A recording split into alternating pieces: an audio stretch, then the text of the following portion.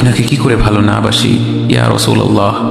যখন আপনি আমাকে ভালোবেসেছেন সেই 1400 বছর আগে, যখন আপনি আমাকে মিস করতেন, আশা করতেন যেন আমার সাথে দেখা করতে পারেন, অথচ তখনও আমি জন্মই হইনি।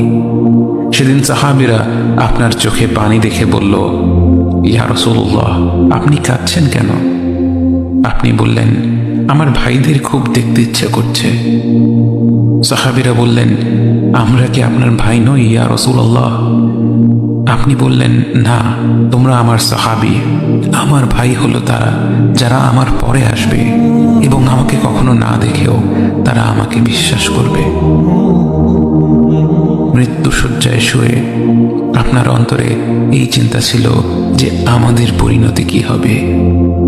উম্মতি উম্মতি বলতে বলতে আপনি আপনার রবের নিকট ফিরে গিয়েছেন।